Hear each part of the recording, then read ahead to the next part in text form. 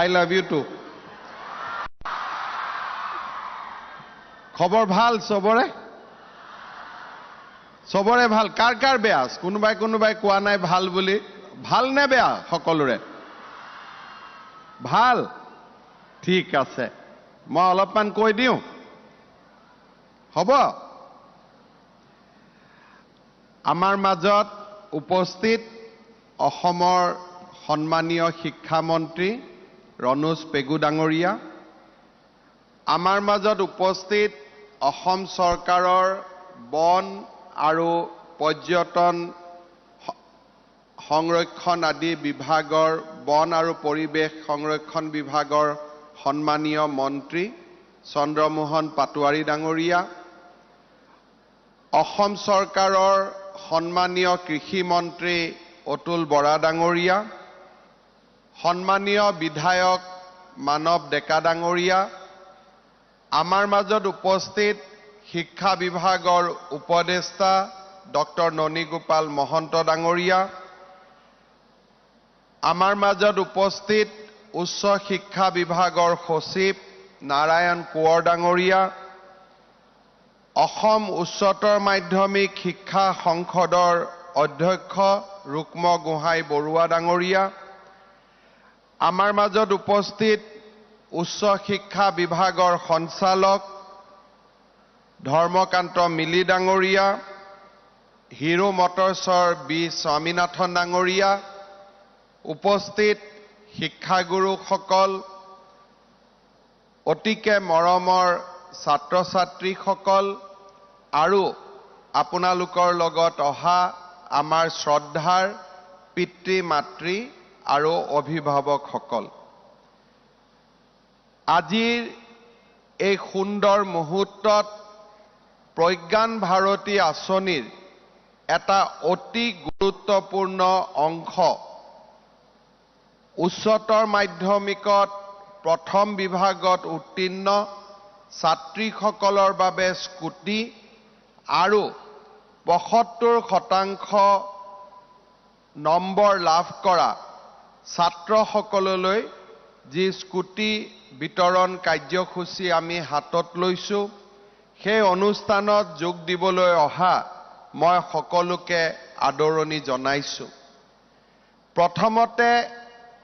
আমি এটা কথা অনুভৱ কৰিব লাগিব যে আজিৰ দিনটো আমাৰ এটা গৌৰৱৰ দিন আমাৰ কীৰ্তিত্বৰ দিন বহু ছাত্ৰ ছাত্ৰীয়ে এইবাৰ উচ্চতৰ মাধ্যমিক পৰীক্ষাত অৱতীৰ্ণ হৈছিল কিন্তু ইমান ছাত্ৰ ছাত্ৰীয়ে অৱতীৰ্ণ হোৱাৰ পিছতো সকলোৱে স্কুটি লাভ কৰিবলৈ সক্ষম হোৱা নাই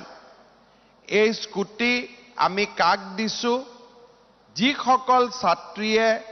60% নম্বৰ লাভ কৰিব সক্ষম হৈছিল আৰু যিসকলে ছাত্ৰই 75% নম্বৰ পাবলৈ সক্ষম হৈছিল আজিৰ দিনটো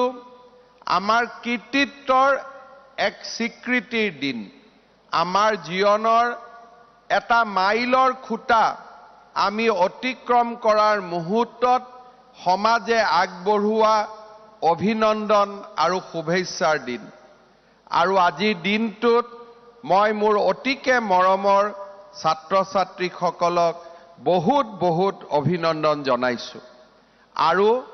আপোনালোকৰ পিতৃ মাতৃক মোৰ সেৱা যাচিছো আমি সকলোৱে জানো যে এই যিটো বঁটা এই বঁটা আমি কাৰ নামত আগবঢ়াইছো অসমৰ বৌদ্ধিক জগতৰ এটা অতি উজ্জ্বল নক্ষত্ৰ ডক্টৰ বাণীকান্ত কাকতিৰ নামত তেওঁ এগৰাকী অসামান্য প্ৰতিভাৰ ব্যক্তি আছিল আৰু এইগৰাকী ক্ষণজন্মা অসম সন্তান ডক্টৰ বাণীকান্ত কাকতি দেৱলৈ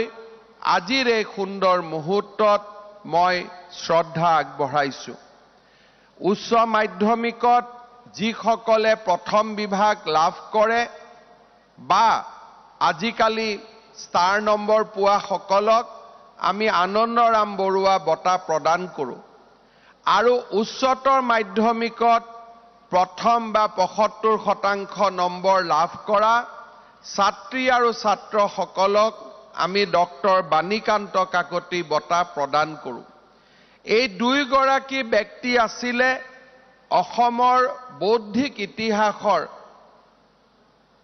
একোটা উজ্জ্বল নক্ষত্ৰ।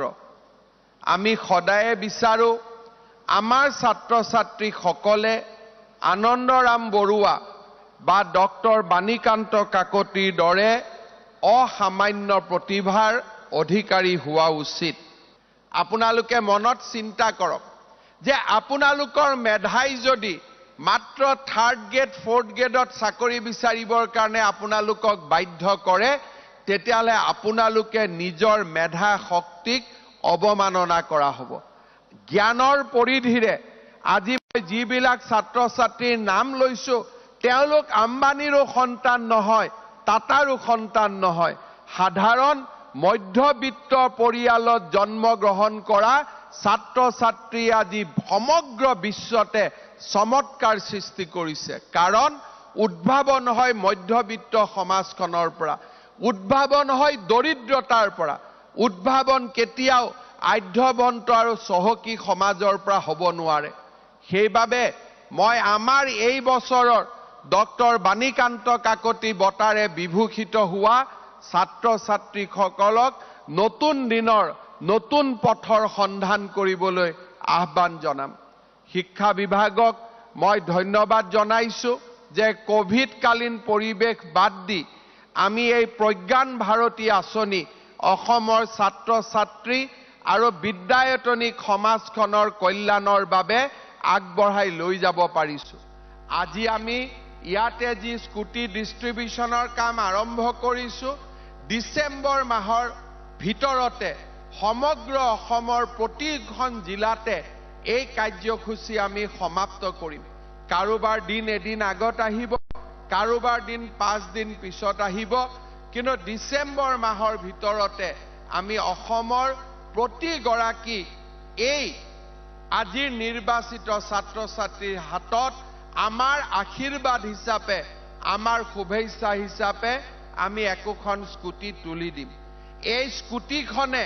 আপোনালোকক প্ৰযুক্তিৰ লগত চিনাকি কৰি দিব আৰু এই প্ৰযুক্তিৰ লগত হোৱা চিনাকিৰে আপোনালোকে সুন্দৰৰ সেন্দুৰীয়া আলিৰে আগবাঢ়ি গৈ আপোনালোকৰ কীৰ্তিত্বৰ উচ্চতম শিখৰত উপনীত হওক, তাক মই কামনা কৰিম। প্ৰজ্ঞান ভাৰতী আঁচনিত কেইবাটাও আমাৰ উপাদান আছে, কম্পোনেণ্ট আছে। দৰিদ্ৰতাৰ সীমাৰেখাৰ তলত পঢ়া ছাত্ৰ ছাত্ৰীসকলৰ ফিজৰ ব্যৱস্থাৰ উপৰিও এইবাৰ আমি আৰু এটা নতুন আঁচনি কৰিব খুজিছো। সেইটো হ'ল পোষ্ট গ্ৰেজুৱেটত যিবিলাক ষ্টুডেণ্ট, গাৰ্ল ষ্টুডেণ্ট পঢ়ে, যিসকলে এমটেক, এমকম, MA, MSc ইউনিভাৰ্চিটিত পঢ়ি আছে, তেওঁলোকক ঘৰৰ পৰা অহা যোৱা, ইউনিভাৰ্চিটিত গৈ অলপমান চাহ খোৱা, অকণমান দেউতাক মাকক সকাহ দিয়াৰ বাবে আমি তেওঁলোকক প্ৰতি মাহত 1000 টকাকৈ দিয়াৰ এটা আঁচনি আমি আৰম্ভ কৰিব খুজিছো। বছৰটো 2 মাহ বন্ধ থাকে, গতিকে 10 মাহৰ 10,000 টকা আমি কিছুদিনৰ ভিতৰতে হাতত তুলি দিব খুজিছো। মই অসমৰ শিক্ষা বিভাগে অহা সপ্তাহৰ ভিতৰত এটা পোৰ্টেল আৰম্ভ কৰিব। এই পোৰ্টেলত পোষ্ট গ্ৰেজুৱেটত পঢ়ি থকা সকলো ছাত্ৰীকে আবেদন কৰিবলৈ আহ্বান জনাম। পিছত মোক কয়, ছাৰ মই নাপালো। আমি সদায় পৃথিৱীত কি হৈছো, কি কৰিছো, আমাৰ কাণ আৰু চকু আমি তাত নিয়োগ কৰি ৰাখিব লাগিব। আজি মই ৰাজহুৱাভাৱে কৈছো যে পোৰ্টেলত আবেদন কৰিলে পাব। 2 দিন পিছত কোনোবা ছাত্ৰীয়ে আবেদন নকৰিব, তাৰ পিছত ক'ব ছাৰ মই নাপালো। অজ্ঞানী আমি নহয়, কিন্তু অমনোযোগিতাই আমাক অজ্ঞানীলৈ ৰূপান্তৰ কৰে। মই অসমৰ পোষ্ট গ্ৰেজুৱেটত পঢ়া ছাত্ৰীসকলক অনুৰোধ কৰিম যে অমনোযোগিতাৰ পৰিৱৰ্তে